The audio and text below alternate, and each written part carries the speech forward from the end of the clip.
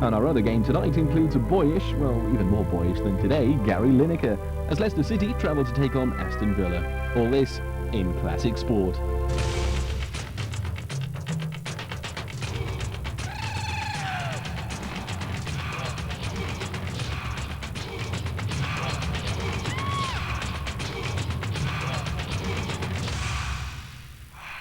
Classic Sport with Blaupunkt.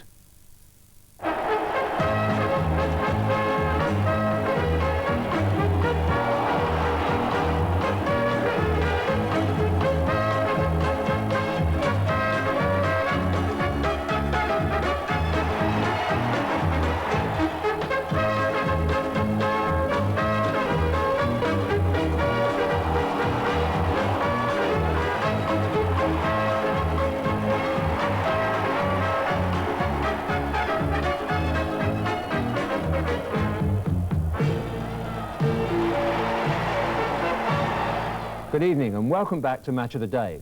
A lot can happen in a week or two, but the bare facts are that Liverpool are back on top, Sheffield Wednesday are still unbeaten, Aberdeen are cock of the north, the FA Cup first round provided its share of shocks as usual, and my goodness, we've struck golden goals with our two matches tonight. Later we will see Aston Villa against Leicester City, but we start without delay with Luton Town against Tottenham Hotspur, both laced with talented players who provided a splendid spectacle as we proudly lift the Match of the Day curtain once more. Your commentator, John Watson. Proud of the season at Kenilworth Road, and with England now looking towards 1986, the spotlight falls on young players, like 21-year-old Paul Walsh of Luton Town, who won 3 caps in Australia last summer, and along with teammates Paul Elliott and Brian Steen, will now hope to press his claims.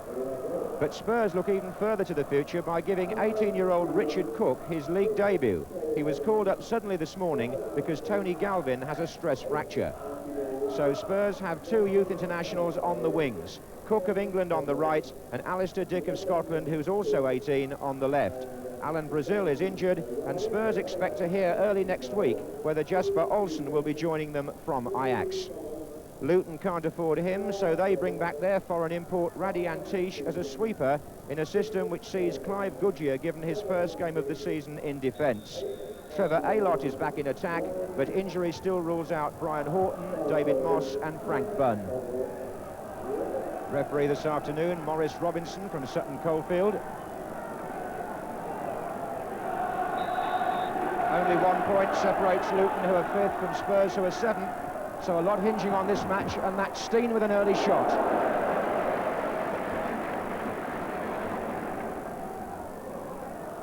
Crisp November afternoon.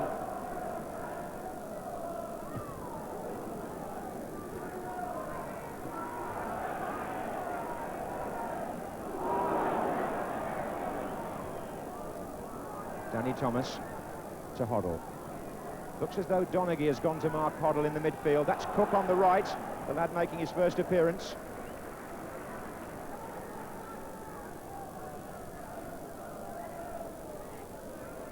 Thomas again. Falco is in the centre, and that was very close.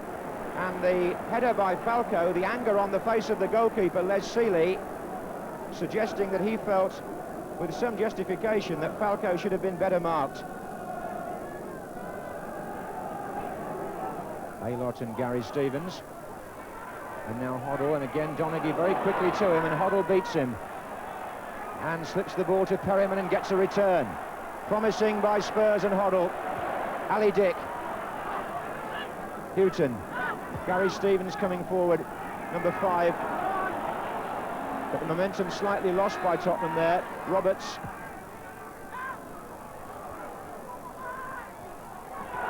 Oh, Kirk Stevens handball, penalty.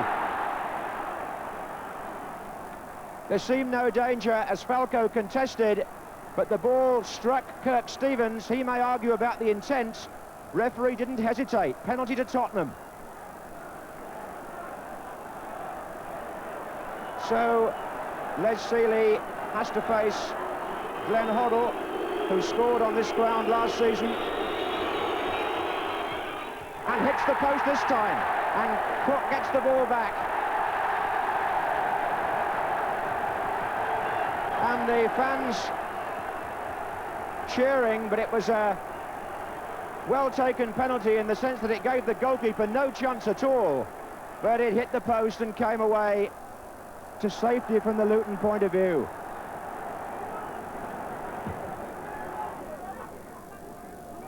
That was a lot.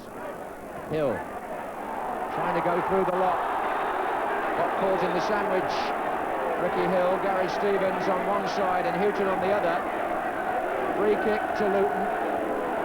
And if Tottenham have got Hoddle on these set plays, Luton have Antish, who's also skillful from this range. And a posse of players waiting to come in from the far side as well.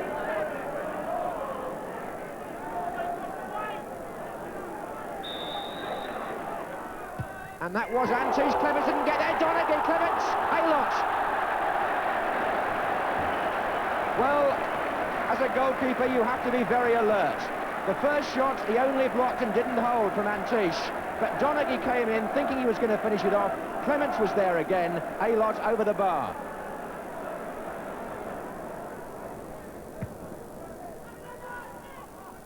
Falco. Turner.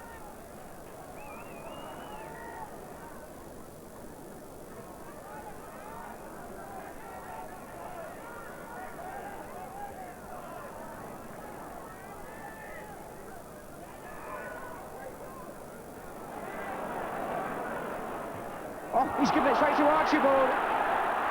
And good save, Seeley. Falco off the line. And Perryman, blocked by Elliott. Perryman again. And driven again. It's in the net by Cooke. He scored on his debut.